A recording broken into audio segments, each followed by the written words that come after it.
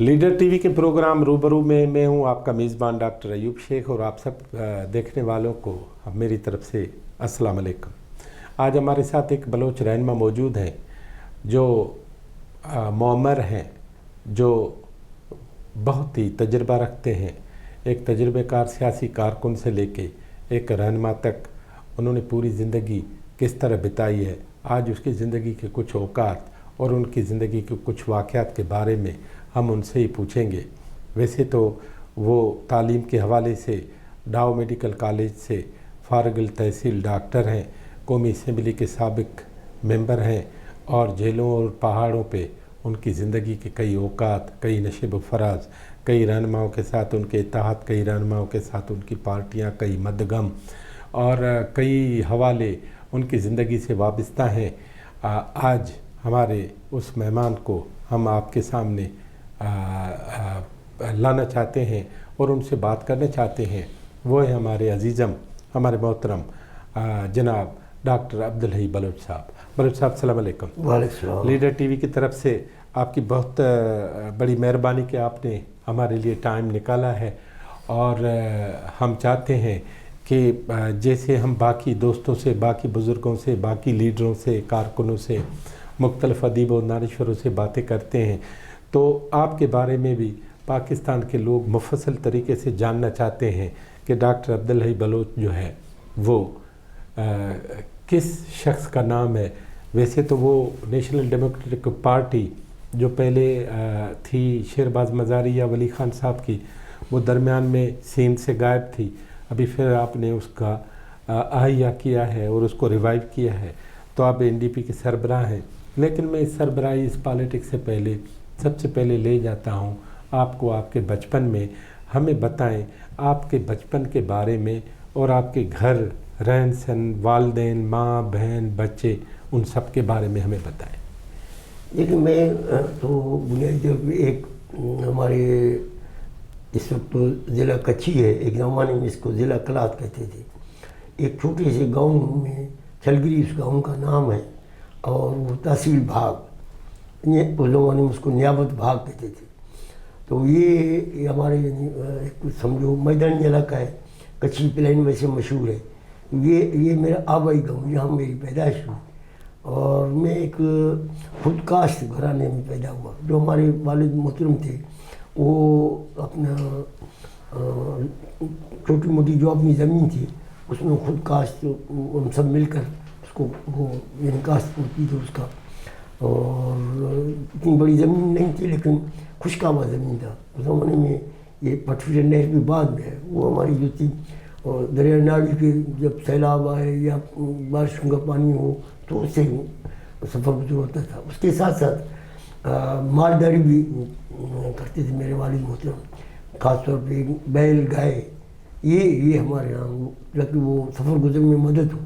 और फिर वो बैल वगैरह से के ज़रिए काश्तकारी भी होती थी। उस ज़माने में ट्रैक्टर वगैरह का रवाज नहीं था, ये सादा सीधा बस एक जोड़ा, दो जोड़ा, एक जुफ्त, दो जुफ्त, यानी इन जोड़े, मतलब जितना आप एक जो ज़मीन जिस मौसम में भी, दो मौसम हमारे पास ज़्यादा होते थे, ज़्यादा नहीं। एक खरीफ होता था, एक रबी होता था। कभी तो खरीफ हो जाता था, कभी रबी हो जाता था, कभी एक भी नहीं होता था। कई का साथ जो है वो क्या समझें, वो कहत जिसको हम कहते हैं, तो आबादी ना हो तो कहत हो जाता है। फिर वो जो मालदारी होता है, बैल, गाय, वो भी मुश्किल में पड़ जाते हैं, क्योंकि फसल ना हो। ज़्यादा जो हमारे इलाके में काश्त होता था वो जवारी, जिसको हम सावन का महीना कहते हैं, उसमें जवारी वगैरह, मूंग मोठ, दालें जो है ये भी होती थी। और जो जिसको हम उर्दू में रबी कहते हैं, वो उस ज़माने में उसमें फिर ये गंदम भी जो अच्छी जगह, उसमें गंदम काश्त, फिर उसके साथ सरसों वगैरह भी, जहाँ बात सरसों, ये भी काश्त होती थी। मगर ये हर साल हो नहीं सकता था, कभी कभार होता, कभी नहीं होता। दारोमदार था पानी के ऊपर, यानी दरिया नाली जो पानी निकाले, क्योंकि बाला नाली था, फिर जेर नाली, हम लोग उसके बाद आते। पहले बाला नाली से आया बोलते हैं, फिर जेर नाली। तो मेरे वालिद मोहतरम बड़े शौरी इंसान थे अपनी उम्र के लिहाज से, अपने ज़माने के लिहाज से। तो वो उन्होंने देखा कि इस तरह से गुजारा बच्चों का नहीं होता, تو انہوں نے پھر بیلوں کا کاروبار بھی کیا، تجارت. وہ وہاں سے اپنے گاؤں میں بھی پیڑھی ہم اس کو کہتے ہیں، پیڑھی لگتا تھا وہاں بھی مویشی منڈی جا میلہ مویشیاں یا چھوٹی موٹی گاؤں میں بھی وہ تاکہ علاقے کے لوگوں کو سہولت ہو.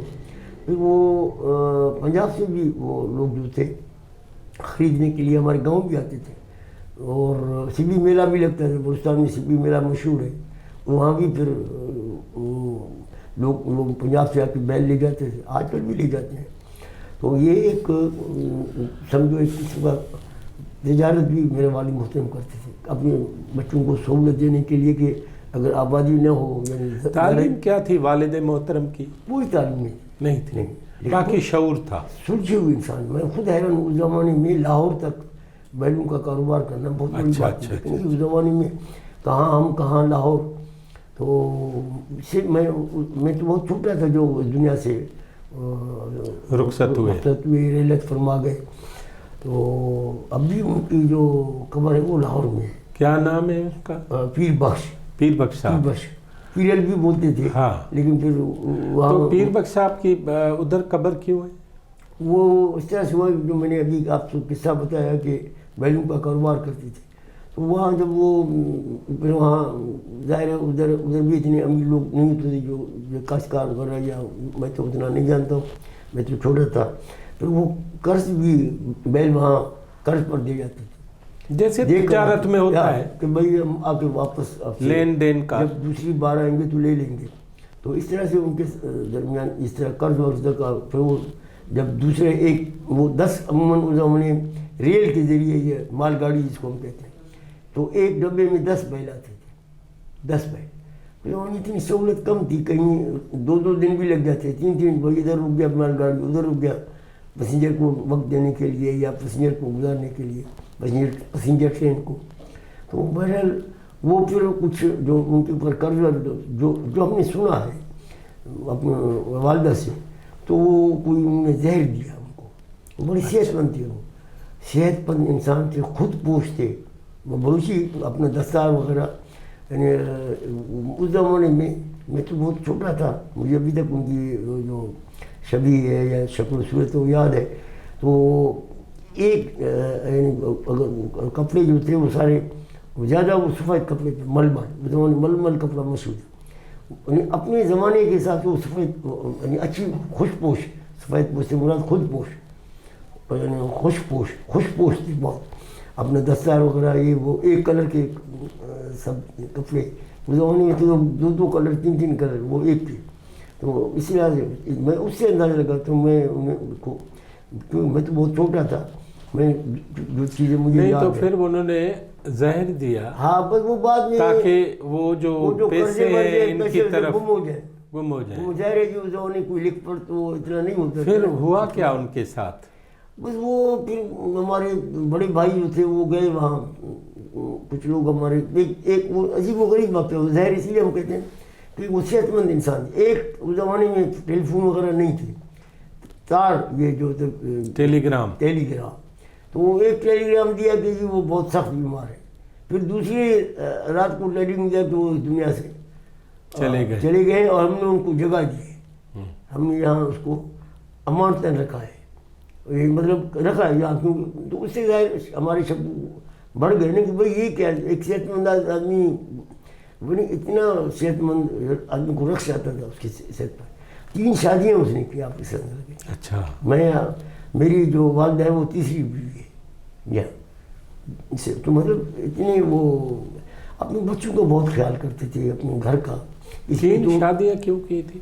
وہ تو ابھی پہلی 2 بیویوں میں اولاد تھی. اچھا. پہلی بیگم سے جو ہے ایک بڑا بھائی اور ایک بڑی بہن ہماری، دوسری سے بھی ایک بھائی اور ایک بہن، تیسری پھر میں، ہم 2 بھائی تھے. تو ہمارے ہم سب 4 بھائی 2 بہنیں ٹوٹل، 3 ماؤں میں. اچھا. تو وہ پھر اسی ہمیں شک پڑ گیا کہ یار یہ اتنا صحت مند آدمی، اور وہ ایک رات میں کہے گی وہ سخت بیمار، دوسری میں جو ہے وہ پھر انہیں جگہ بھی دی اس کو. تو اس سے ہم نے وہ قسمیں کھاتے رہے، لیکن حقیقت یہ ہے کہ صحت مند انسان اس طرح سے ان نے زہر دیا تھا. بےمان ہو گئے کہ بھائی پیسہ کبھی تاکہ اس کو پتہ ہی ہے باقی کسی کو تو پتہ نہیں ہے بس. تو اس کی چند سیکنڈ کی خاطر انہوں نے ان کو تو وہ چیپٹر ہو گیا وہاں کلوز. بس پھر ہم لوگ بڑے بھائی تو نے کہا بس اب یہاں دفن ہے تو بسم اللہ. چلے ٹھیک. وہ جو ہے وہاں بدھوا ہوائی قبرستان ہے. یہ جو اپنا انجینئرنگ یونیورسٹی ہے لاہور یونیورسٹی انجینئرنگ, یہ جو ہے اسی اس کے بالکل مقابل. آپ جاتے رہتے ہیں؟ ہاں میں جب بھی جاتا ہوں لاہور ضرور حاضر دیتا ہوں. ضرور. اچھا اچھا. اس سے پہلے ہمارے بڑے بھائی جایا کرتے تھے, وہ اب اس وقت دنیا میں نہیں ہے, ریلت فرما گئے. اب میں جب جاتا ہوں میرے بیٹے وہاں ہیں پڑھ رہے ہیں, بھول جاتے ہیں. ہمارے دوست احباب جاتے ہیں. اچھا حاضری ضرور بھرتے ہیں کیونکہ والد محترم تھے. وہ بہت اپنی آپ اس سے اندازہ لگائیں کہ وہ بڑے انصاف پسند انسان تھے. تینوں اپنے بیدبات کے ساتھ وہ انصاف کے ساتھ میں کمال اس کا یعنی یکساں سلوک سب کے ساتھ. یہ بڑی بات ہے, بڑی بات. اپنے سخی انسان تھے. اس زمانے میں غربت بہت تھی جب والد محترم تجارت, کیونکہ ان کے پاس 4 پیسے تجارت کی وجہ سے اگر زمین آباد نہیں ہوا تو بیل وغیرہ جو لے گئے ادھر. تو وہ میری والدہ فرماتی ہیں کہ وہ اس کا حکم تھا کہ یہ گاؤں سے کوئی بھی غریب آدمی آئے روٹی کے وقت اس کو آپ نے نہ نہیں کرنا ہے. 2 آتے ہیں 10 آتے ہیں 5 چھوٹے گاؤں میرے گاؤں کا کہ جو روٹی کے وقت آ جائے نا بسم اللہ کر کے ان کو لاؤ بس. چاہے اس زمانے میں بہت غربت تھی. یہ گندم کی روٹی بڑی نایاب تھی. جوار کی روٹی جواری آپ سمجھتے جوار کی روٹی. تو وہ لیکن وہ بسم اللہ کرتے, جو پکا ہوا روٹی اور جو سالن وہ ان کو پیش. آپ کی والدہ محترمہ یہ ان کے اوپر ان کا یعنی حکم تھا اپنے بیگمات کے اوپر, یہاں سے کوئی خالی نہیں جائے, بھوکا نہیں جائے, بس سب کو روٹی کھلائے. جو آپ کی والدہ محترمہ ہیں ان کے بارے میں بتائیں, وہ تعلیم یہ وہ. والدہ محترمہ کی میں آپ کو بتاؤں ان کا نام کیا؟ مہناز. مہناز. اس کی بہت قربانی ہے میری زندگی بنانے میں, اس کا بہت رول ہے. اچھا. بہت دلیر خاتون تھی, یعنی پڑھی لکھی نہیں تھی لیکن آپ کی دیکھ میں حیران ہوں. ویسے آپ کی عزیز تھیں آپ کے والد کی؟ ویسے ہمارے قریبی عزیز نہیں تھی لیکن وہ اردو میں ہم تو کہتے ہیں پاڑا ایک تھا ہمارا, پاڑا قبولیہ نہیں, لیکن کوئی نزدیک عزیز نہیں تھے جیسے. لیکن وہ جو ہمارا پاڑا ہوتا ہے وہ سب نسب کے حساب سے, اس کے حساب سے قریب تھے, لیکن رشتے میں قریب نہیں ہے. یعنی جیسے first cousin second third fourth نہ اس میں نہیں. تو میری والدہ کی بہت قربانی ہے میری زندگی میں. یہ جو مجھے آپ دیکھ رہے ہیں یا اس وقت جو میں رول ادا کر رہا ہوں اس میں بہت بڑا اس کا رول ہے, بہت بڑا رول. تو کیسے؟ تو وہ ایسے کہ دیکھیں ایک بیوہ خاتون, اس نے بہت قربانی دی میرے لیے. اب دیکھیں ہم 2 بھائی تھے. آپ کو کچھ کیسے اتنا تو آپ کے پاس بھی ٹائم نہیں ہے. وہ ہمارے لیے مشقت کرتی تھی. ہمیں جو پڑھایا اس نے شروع سے میری تعلیم میں دلچسپی لی کہ پڑھائی ضروری ہے. تو اب یہ روشن خیال یہ نہیں بڑی بات دیکھنے کہ اس گاؤں میں کوئی, جیسے میں نے آپ کو پہلا اسکول, تو ایک تو یہ, دوسری وہ مشقت کر کے اس نے مجھے پڑھایا. اس زمانے میں مشقت کیا ہوتا تھا, یہ ہمارے یہ خشکا میں جب یہ وہ کاٹنے کا وقت آتا تھا, گندم کا یا کٹائی کا جو موسم ہوتا تھا, تو یہ محترمہ میری والدہ محترمہ یہ وہاں پھر جو جیسے آپ کیونکہ ٹریکٹر کاٹتے جا رہے ہیں تو گندم کا خوشہ ہوا یا جواری کا خوشہ ہوا جو رہ گیا زمین میں, ایسے ہوتا ہے کہ وہ اس کو کپڑا بڑا باندھ کے وہ اس میں جمع کرتی تھی. اس کا یعنی اسے ہماری بہتری کے لیے وہ چاہے مزدوری کرتی تھی. وہ جاتی تھی کھیتوں میں اپنے جو عزیز و اقارب کے جو کھیت ہوتے تھے, اور وہ اس میں پھر یہ اس طرح سے وہ ہمارے لیے اتنا کہ میرے بچے ان کی زندگی ان کی سفر گزر ٹھیک رہے. بڑی خوددار خاتون تھی اپنی محنت سے. دوسری تو آپ کو تو آپ حیران, یہ ہمارے زمانے اس زمانے چکی ہوتا تھا, ہاتھ کی چکی, وہ بھی بیچاری مزدوری پہ بیچتی تھی، میرے بچے خوشحال. تیسری وہ یہ اپنی آنکھیں اس نے اپنی ضائع کی، یہ کشیدہ کاری، کیونکہ مجھے بلوچی کشیدہ کاری، یہ ٹوپیاں یا یہ، مطلب میں حیران ہوتا ہوں، میں حیران ہوں اس انسان کے ہمت پر کہ وہ یہ بھی ہمارے لیے کرتے تھے تاکہ یہ ان کی پڑھائی بھی رہے دونوں بچوں کا. اور میں نے بہت کی اس سے عمارت. میں بچپن میں بہت بیمار ہوں، میری والدہ محترمہ نے مجھے بتایا، میں حیران ہوں کہ آخر میں بیچاری اس حقیقت زمانے تو آپ پتہ ہے کوئی ڈاکٹر وغیرہ تو تھے نہیں ہمارے ایریا میں نزدیک کہیں، تو یہ حکیم شکیم ہوتے تھے. تو بولوچی طریقہ ہے کہ یہ جو ہمارے پہاڑ سے وہ خواتین لاتی ہیں کوئی دوائی یا یہ خام جو ہوتا ہے، یہ جو خواتین غریبان میں وہ پہاڑ سے باتیں لاتی ہے، جڑی بوٹی ہے فلانا ہے پھر ہے وہ علاج. پھر وہ کہتے ہیں بابا آپ اس سے بھی ٹھیک نہیں ہوئے. میں بالکل نڈال ہو گیا.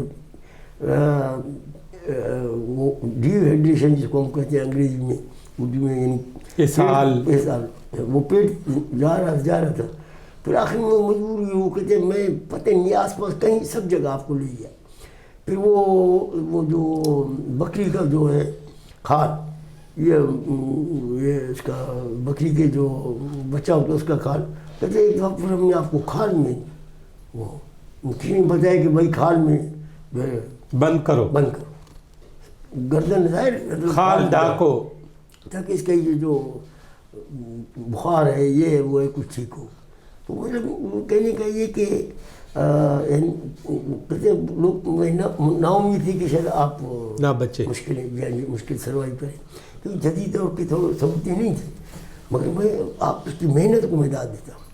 میں اس لیے کہ ایک تو تم نے اپنی جوانی قربان کی، یعنی مطلب بیٹھ گیا اپنی اولاد کی خاطر، یہ بہت بڑی بات ہے. تو آپ کو اسکول کون چھوڑ کے آیا پہلی جماعت میں؟ میں نے ہمارا شروع میں تو ہمارے جو ہمارے بڑے تھے حاجی مہردل خان، ان نے وہ ہمارے کیا نام تھا؟ وڈیرا حاجی مہردل خان، وہ گاؤں کے سربراہ بھی تھے اور ہمیں عزیز بھی، یعنی وہ آپ کو چھوڑ کے آئے؟ نہ، وہ اسکول ان کا جو مہمان خانہ تھا نا، بیٹھک جس کو ہم کہتے ہیں، وہ گھر کے قریب تھا.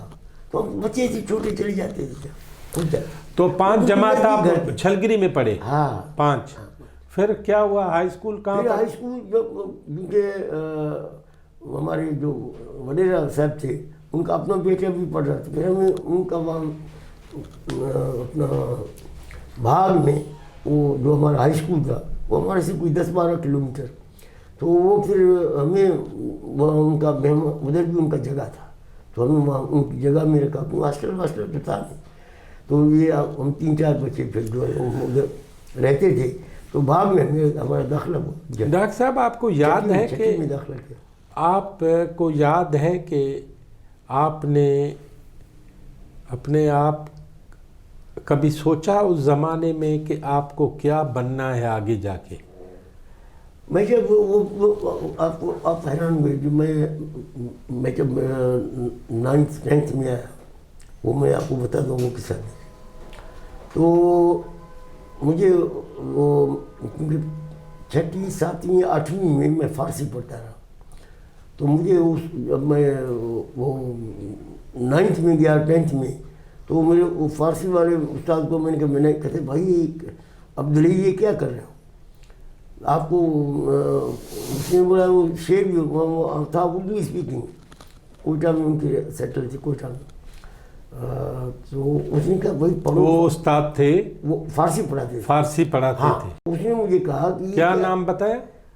نام میں اس کا یاد اچھا ٹھیک ہے. حافظ صاحب کہتے تھے. حافظ صاحب نے آپ کو فارسی پڑھائی؟ ہاں فارسی. اس نے کہا پھر 9th 10th میں جب ہم گئے مڈل میں، ایکچولی میں کہتے آپ اچھے بچے ہو، شائننگ بچے ہو، یہ کیا فارسی، آپ ڈرائنگ آپ کا مستقبل بہتر ہوگا.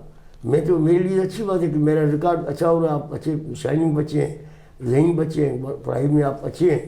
کیونکہ میں ہمیشہ اپنی کلاس میں 1st 2nd آتا تھا. اچھا. ہاں پڑھائی میں اپنا وہ.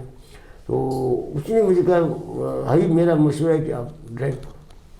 میں نے کہا میں اتنا عرصہ تو فارسی پڑھتا رہا، میں اس میں بلد ہوں، میں ایکسپرٹ ہوں اس میں. جانتا ہوں. کہتے ہیں نہیں میرا مشورہ یہی ہے بس آپ یتیم بچے ہو آپ میں نہیں ڈرنک فوڈ